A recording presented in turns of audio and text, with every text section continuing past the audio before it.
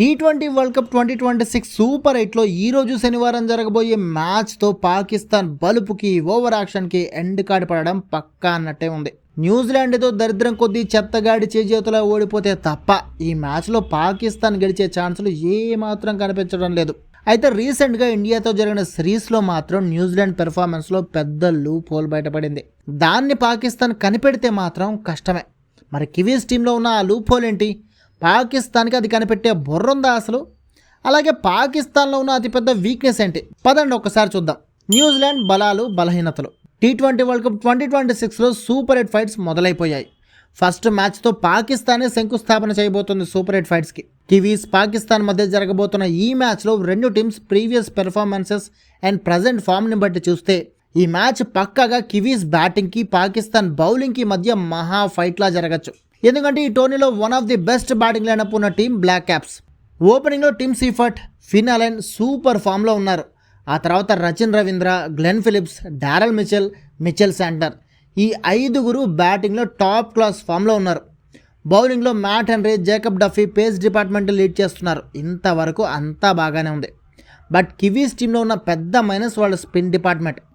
ఒక శాండర్ తప్ప ఇంకో స్పెషలిస్ట్ స్పిన్నర్ టీంలో లేనే లేడు. ఇషోది ఉన్న పెద్దగా ఫామ్లో ఉన్నట్లు కనిపించడం లేదు.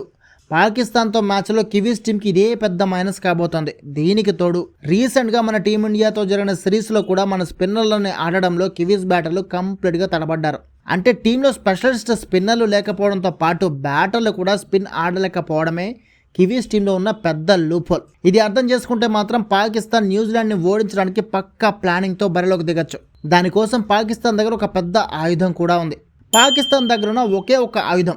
న్యూజిలాండ్ బ్యాటింగ్ లైనప్ని స్పిన్నర్లతో రౌండప్ చేసి ఓడించడానికి పాక్ ప్లాన్ చేయొచ్చు. ఎందుకంటే పాకిస్తాన్ కంప్లీట్గా స్పిన్నర్లపైనే డిపెండ్ అయి ఉన్న టీం.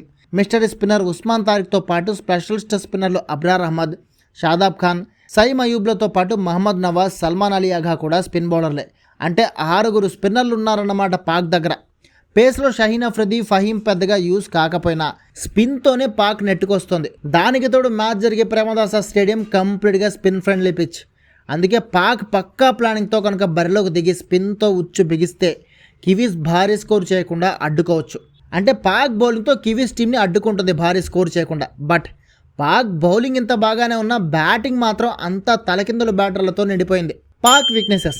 పాకిస్తాన్ స్పిన్ బౌలింగ్ చాలా బలంగా ఉంది, అది నిజమే. కానీ బ్యాటింగ్లో మాత్రం ఒక్క ఓపెనర్ సాహిబ్జాదా ఫర్హాన్ తప్ప మిగిలిన వాళ్ళంతా తలకిందుల బ్యాటర్లే. బాబర్ అజామ్ లాంటి వాళ్ళు సైతం మినిమం బ్యాటింగ్ చేయడం కూడా మర్చిపోయారు. దీనికి తోడు పేసర్లు షహీన్ అఫ్రిది గత కొంతకాలంగా బుర్రకి దెబ్బ తగిలిందో ఏమో తను బౌలర్ అనే మర్చిపోయాడు. వికెట్ తీయడం దేవుడెరుగు, కనీసం రన్స్ ఇవ్వకుండా కూడా బౌలింగ్ చేయలేకపోతున్నాడు. అందుకే ఒక రకంగా పాకిస్తాన్ పేస్ బౌలర్లు లేకుండానే ఈ టోర్నీలో బరిలో దిగిందని చెప్పొచ్చు. అంటే అటు బ్యాటింగ్ లేకపోవడం, దానికి తోడు పేస్ డిపార్ట్మెంట్లో ఎవరు సాలిడ్ ఫామ్లో లేకపోవడం పాకిస్తాన్లో ఉన్న పెద్ద weakness. Pitch report. Premadasa stadium చాలా పెద్ద స్టేడియం. ఇక్కడ సిక్సర్లు కొట్టాలంటే చెమటోడ్చాల్సిందే బ్యాటర్లు. అందుకే స్లో బౌలర్లు స్పిన్నర్లకి బాగా కలిసి వస్తుంది. అయితే పెద్ద గ్రౌండ్ అయినా కూడా ఇక్కడ యావరేజ్ స్కోర్ 165. అంటే ఫస్ట్ బ్యాటింగ్ చేసినట్టే మినిమం 180+ స్కోర్ చేస్తే కానీ గెలిచే ఛాన్స్ ఉండదు. అయితే ఇక్కడ చేజింగ్ చేసిన టీమ్స్ గెలవడం కష్టం కాబట్టి ఎవరు టాస్ గెలిచినా ఫస్ట్ బ్యాటింగ్ తీసుకునే అవకాశమే ఉంటుంది. ప్లేయింగ్ 11. కివీస్ టీం ప్లేయింగ్ 11లోకి జిమ్మీ నిషం మొదలు ఇస్సోదీని తీసుకునే ఛాన్స్ ఉంటుంది. పాక్ జట్టులోకి ఫకర్ జమాని తీసుకుంటారేమో చూడాలి. మిగతా టీం అంతా కూడా సేమ్ టు సేమ్ ఉంటాయి రెండు టీమ్స్లో కూడా. అండ్ ఈ మ్యాచ్లో ఇంట్రెస్టింగ్ ఫైట్స్ అండ్ ఓవరాల్గా చూసుకున్నా కూడా సో ఏది ఏమైనా ఈ మ్యాచ్ పాక్ బౌలింగ్కి కివీస్ బ్యాటింగ్కి మధ్య జరిగే సాలిడ్ ఫైట్లా మాత్రం ఉండబోతుందని అర్థమవుతుంది. మరి మీరేమంటారు? ఈ మ్యాచ్లో ఎవరు గెలిచే ఛాన్స్ ఉందంటారో కామెంట్ చేసి చెప్పండి.